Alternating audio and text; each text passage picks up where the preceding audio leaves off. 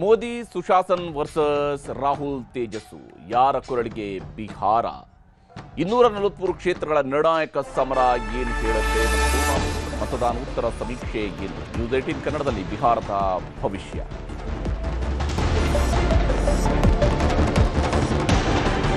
ಬಿಹಾರದಲ್ಲಿ ಏನಾಗುತ್ತೆ, ಯಾವ ಸ್ವರೂಪದಲ್ಲಿ ಈ ಬಾರಿ ರಿಸಲ್ಟ್ ಬರುತ್ತೆ ಅನ್ನೋದ್ರ ಬಗ್ಗೆ ಬಹಳ ಕುತೂಹಲ ಇದೆ. ಮತದಾನೋತ್ತರ ಸಮೀಕ್ಷೆ ಏನು ಹೇಳುತ್ತೆ? ಮೊದಲ ಹಂತದಲ್ಲಿ 65.08% ಮತದಾನ ಆಗಿತ್ತು. ಬಿಹಾರದ ಮಟ್ಟಿಗೆ ಇದು ದೊಡ್ಡ ದಾಖಲೆ. ಬಿಹಾರದಲ್ಲಿ ಮೋದಿ ಸುಶಾಸನ್ ವರ್ಸಸ್ ರಾಹುಲ್ ತೇಜಸ್ವಿ. ಯಾಕಂದರೆ ರಾಹುಲ್ ಗಾಂಧಿ ಮತ್ತು ತೇಜಸ್ವಿ ಯಾದವ್ ಜೊತೆಯಾಗಿ ಈ ಚುನಾವಣೆಯಲ್ಲಿ ಸಾಗಿದ್ದಾರೆ. ಚುನಾವಣಾ ಪ್ರಚಾರವನ್ನು ಬಹಳ ದೊಡ್ಡ ಮಟ್ಟದಲ್ಲಿ ಮಾಡಿದ್ದಾರೆ. ಹಾಗೆಯೇ ಪ್ರಧಾನಮಂತ್ರಿ ನರೇಂದ್ರ ಮೋದಿಯವರು ಕೂಡ NDA ಕೂಟದ ಇಡೀ ಕ್ಯಾಂಪೇನ್ನ ನೇತೃತ್ವವನ್ನು ಪ್ರಧಾನಮಂತ್ರಿ ಮೋದಿಯವರು ದೊಡ್ಡ ಮಟ್ಟದಲ್ಲಿ ಲೀಡ್ ಮಾಡಿದ್ದಾರೆ. ಮತ್ತು ಇಡೀ ತಂತ್ರಗಾರಿಕೆಯನ್ನು ಕೇಂದ್ರ ಗೃಹ ಸಚಿವರಾಗಿರುವಂತಹ ಅಮಿತ್ ಶಾ ಅವರು ಕೂಡ ನಿಭಾಯಿಸಿರುವಂತಹ ರೀತಿ, ಚುನಾವಣೆಯ ಪ್ರತಿ ಹಂತದಲ್ಲೂ ಕೂಡ ಯಾವ ಸ್ವರೂಪದಲ್ಲಿ ಸೀಟ್ ಶೇರಿಂಗಿಂದ ಹಿಡಿದು ಪ್ರಚಾರದ ರಣತಂತ್ರದವರೆಗೂ ಕೂಡ ಬಹಳ ವಿಸ್ತೃತವಾದಂತಹ ತಂತ್ರಗಾರಿಕೆಯನ್ನು ಅಮಿತ್ ಶಾ ಅವರು ರೂಪಿಸಿದ್ದಾರೆ. ನಿತೀಶ್ ಕುಮಾರ್ ಕೂಡ ಬಹಳಷ್ಟು ರ್ಯಾಲಿಗಳನ್ನು ಅಡ್ರೆಸ್ ಮಾಡಿದ್ದಾರೆ. ಮೋದಿ ಸುಶಾಸನ್ ವರ್ಸಸ್ ರಾಹುಲ್ ತೇಜಸ್ವಿ, ಇದರಲ್ಲಿ ಯಾರು ಯಾವ ಸ್ವರೂಪದಲ್ಲಿ ಗೆಲುವನ್ನು ದಾಖಲಿಸಿಕೊಳ್ತಾರೆ ಅನ್ನುವಂಥದ್ದು ನೋಡಬೇಕು. ಯಾಕಂದರೆ ಮೊದಲ ಹಂತದಲ್ಲಿ 65.08% ಮತದಾನ ಆಗಿತ್ತು. ಎರಡನೇ ಹಂತದಲ್ಲಿ ಇದುವರೆಗೆ ಅಂದರೆ 5 ಗಂಟೆಯ ಹೊತ್ತಿಗೆ 67.14% ಮತದಾನ ಆಗಿದೆ ಅನ್ನುವಂತಹ ರಿಪೋರ್ಟ್ಸ್ ಇದೆ. ಅಂತಿಮವಾದಂಥ ರಿಪೋರ್ಟ್ ಬರಬೇಕಿದೆ. ಆದರೆ ಒಟ್ಟಾರೆಯಾಗಿ ಏನೇ ಆದರೂ ಕೂಡ ಇದು ಬಿಹಾರದ ಮಟ್ಟಿಗೆ ಹೊಸ ದಾಖಲೆ, ಬಿಹಾರದ ಮಟ್ಟಿಗೆ ಇದು ಹೊಸ ಸ್ವರೂಪದ ದಾಖಲೆಯೇ ಆಗುತ್ತೆ. ಆ ಸ್ವರೂಪದಲ್ಲಿ ಈ ಬಾರಿ ಮತದಾನ ನಡೆದಿದೆ.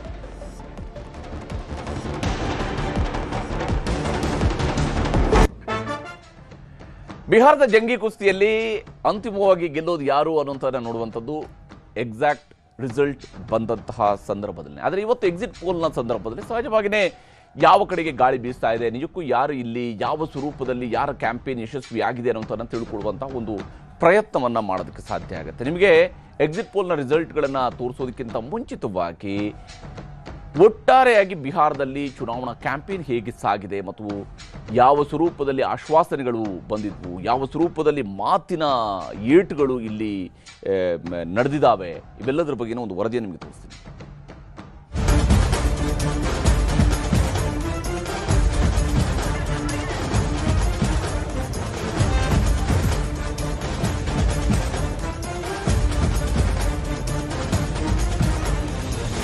ಇಡೀ ದೇಶದ ಗಮನ ಸೆಳೆದಿರುವ ಬಿಹಾರ ವಿಧಾನಸಭೆಯ ಚುನಾವಣೆ ಕ್ಲೈಮ್ಯಾಕ್ಸ್ಗೆ ಬಂದು ನಿಂತಿದೆ. ರಾಷ್ಟ್ರ ರಾಜಕಾರಣಕ್ಕೂ ದಿಕ್ಸೂಚಿ ಆಗಲಿದೆ ಎಂದೇ ಬಿಂಬಿತವಾಗಿರುವ ಚುನಾವಣೆ ಮೇಲೆ ದೇಶದ ಜನರ ಚಿತ್ತ ನೆಟ್ಟಿದೆ. ಯುವ ನೇತಾರ Tejashwi Yadav, wild card entry ಕೊಟ್ಟಿರುವ ಪ್ರಶಾಂತ್ ಕಿಶೋರ್, NDA ನೇತೃತ್ವ ವಹಿಸಿರುವ ನಿತೀಶ್, ಎಲ್ಲರಿಗೂ ಇದು ಪ್ರತಿಷ್ಠೆಯ ಫೈಟ್. ವಿಶೇಷ ಮತಪಟ್ಟಿ ಪರಿಷ್ಕರಣೆ ಗಲಾಟೆ ಮಧ್ಯೆ ಬಿಹಾರದ ನೈಜ ಸಮಸ್ಯೆಗಳೇ ಮರೆತು ಹೋಗಿದ್ದರೂ ಅಖಾಡ ಮಾತ್ರ ಕೊತ್ತ ಕೊತ್ತ ಅಂತಿದೆ.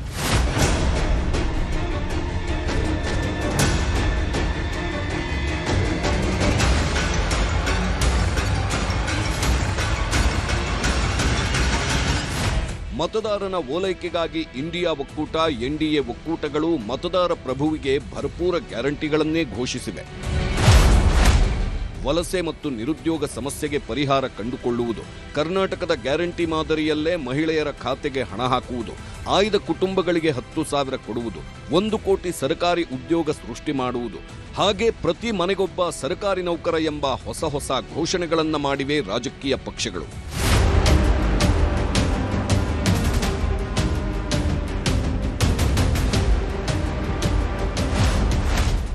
ಮಹಾಗಠಬಂಧನ್ ಗ್ಯಾರಂಟಿ ಹೀಗಿವೆ: ಪ್ರತಿ ಕುಟುಂಬಕ್ಕೂ ಒಂದು ಸರ್ಕಾರಿ ಕೆಲಸ, ಪ್ರತಿ ತಿಂಗಳು ಮಹಿಳೆಯರಿಗೆ 2,500 ರೂಪಾಯಿ, ಪ್ರತಿ ಮನೆಗೂ ತಿಂಗಳಿಗೆ 200 ಯೂನಿಟ್ ಉಚಿತ ವಿದ್ಯುತ್, 25 ಲಕ್ಷದವರೆಗೆ ಉಚಿತ ಚಿಕಿತ್ಸೆ ಘೋಷಣೆ ಮಾಡಿದ್ರು.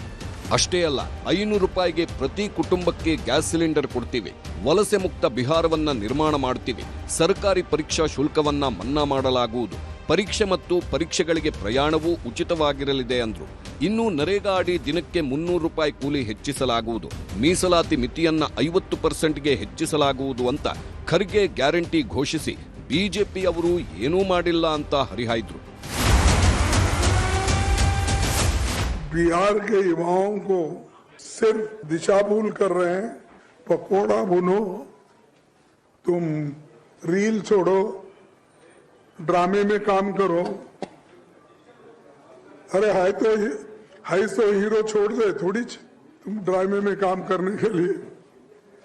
तो ये ऐसी बातें एक प्राइम मिनिस्टर बोल रहे हैं तो ये मजाक है. शायद वो सीरियसनेस युवाओं के लिए सीरियसनेसली सोच रहे नहीं. ಹಾಗೆ ಎನ್ಡಿಎ ಕೂಟ ಅಧಿಕಾರಕ್ಕೆ ಬಂದ್ರೆ ಬಿಹಾರ ಸರ್ಕಾರದಿಂದಲೂ 3,000 ಸೇರಿ 9,000 ಹಣ ರೈತರಿಗೆ ಕೊಡುವ ಘೋಷಣೆ ಮಾಡಿದ್ರು. 1,41,00,000 जीविका दीदी को नरेंद्र मोदी जी और नीतीश कुमार जी ने इनके बैंक अकाउंट में 10,000 रुपया ट्रांसफर करा है. वो सभी जीविका दीदी को 2 लाख तक की अमाउंट उनके बैंक अकाउंट में हम अलग अलग तरीके से भेजेंगे. और दूसरा, मोदी जी 87 लाख किसानों को 6,000 रुपया प्रति साल देते हैं. अब आप एनडीए सरकार बनाने के बाद ये 6,000 में 3,000 रुपया एनडीए सरकार बिहार की भी जोड़ेगी और 6,000 की जगह 9,000 रुपया मिलेगा. ಚುನಾವಣಾ ಅಖಾಡದಲ್ಲಿ ರಾಜಕೀಯ ವಾಗ್ಯುದ್ಧಗಳೇ ನಡೆದವು. ಪ್ರಧಾನಿ ಮೋದಿ ವೋಟಿಗೋಸ್ಕರ ಡ್ಯಾನ್ಸ್ ಮಾಡಿ ಅಂದ್ರೂ ಮಾಡ್ತಾರೆ ಅಂದ ರಾಹುಲ್ ಮಾತಿನ ಸುತ್ತ ವಿವಾದದ ಜಟಾಪಟಿಯೇ ಆಯಿತು. ರ್ಯಾಲಿ ವೇಳೆ ಕಾರ್ಯಕರ್ತನೊಬ್ಬ ಮೋದಿ ತಾಯಿಯನ್ನ ನಿಂದಿಸಿದ ಎಂಬುದು ಕೂಡ ಕಿಚ್ಚು ಎಬ್ಬಿಸಿತ್ತು.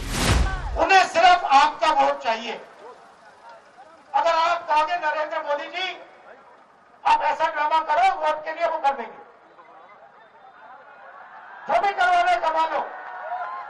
मैं कह रहा हूं आप उनको कहो कि देखो भैया हम आपको वोट देंगे, आप स्टेज पे आके नाच लो, नाच लेंगे. नाच लेंगे कह रहा हूं, आप कोशिश करो. मोदी जी आइए, स्टेज पे आइए, भाषण मत दीजिए, डांस कर दीजिए, हम आपको वोट देंगे. देखना करते हैं. जो भी करवाना है करवा लो चुनाव से पहले. जो भी करवाना है चुनाव से पहले करवा लो. चुनाव के बाद नरेंद्र मोदी नहीं दिखाई देंगे. ರಾಹುಲ್ ಗಾಂಧಿ ಹೇಳಿಕೆಗೆ ಪ್ರಧಾನಿ ಮೋದಿ ಅವರೇ ಟಕ್ಕರ್ ಕೊಟ್ಟಿದ್ರು. आरजेडी कांग्रेस के लिए कैसी बेशर्मी से बोल रहे हैं. उनके लिए तो छठी मैया की पूजा एक ड्रामा है, नौटंकी है. आप उनकी बातों से सहमत है क्या? ऐसे लोगों को सजा दोगे कि नहीं दोगे? ಮಹಾಗಠಬಂಧನ್ ಮೈತ್ರಿ ಉದ್ದೇಶ ಹಾಗೂ ರಾಜಕಾರಣವನ್ನ ಕೇಂದ್ರ ಗೃಹ ಸಚಿವ ಅಮಿತ್ ಶಾ ಕೂಡ ಟೀಕಿಸಿದ್ರು. लालू जी अपने बेटे को मुख्यमंत्री बनाना चाहते हैं और सोनिया जी अपने बेटे को प्रधानमंत्री बनाना चाहते हैं. मगर मैं आज कटिहार की भूमि से लालू जी और सोनिया जी को कहना चाहता हूं, ना आपका बेटा मुख्यमंत्री बनेगा, ना सोनिया जी का बेटा प्रधानमंत्री बनेगा. ಬಿಹಾರ ಚುನಾವಣೆ ಅಂದ್ರೆ ಅದು ಯಾದವರ ಕಲಹ ಅಂತಾನೆ ಪ್ರಸಿದ್ಧಿ. ಇದೀಗ ಜನಸುರಾಜ್ ಪಕ್ಷ ಕೂಡ ಎಂಟ್ರಿ ಕೊಟ್ಟಿದೆ. ಚುನಾವಣಾ ಚಾಣಕ್ಯ ಪ್ರಶಾಂತ್ ಕಿಶೋರ್ ಸಾರಥ್ಯದ ಜನಸುರಾಜ್ ಬಿಹಾರದ ಚಿತ್ರಣ ಬದಲಿಸುತ್ತಾ ಎಂಬ ಕುತೂಹಲ ಮೂಡಿಸಿದೆ. ಜೊತೆಗೆ ಮತದಾರರ ಪಟ್ಟಿ ಪರಿಷ್ಕರಣೆ ಪೂರ್ಣ ಪ್ರಮಾಣದಲ್ಲಿ ಬಿಹಾರದಲ್ಲಿ ಆಗಿದೆ. ಆಯೋಗದ ಹೊಸ ಪ್ರಯೋಗದ ಮೊದಲ ಚುನಾವಣೆ ಇದಾಗಿದ್ದು, ರಾಜ್ಯದ ಪಟ್ಟಾಧಿಕಾರದ ಭವಿಷ್ಯದ ಜೊತೆಗೆ ಚುನಾವಣಾ ಆಯೋಗದ ಸುತ್ತಲಿನ ಚರ್ಚೆಗೂ ಹೊಸ ದಿಕ್ಕನ್ನ ತೋರಲಿದೆ. Bureau report, news 18.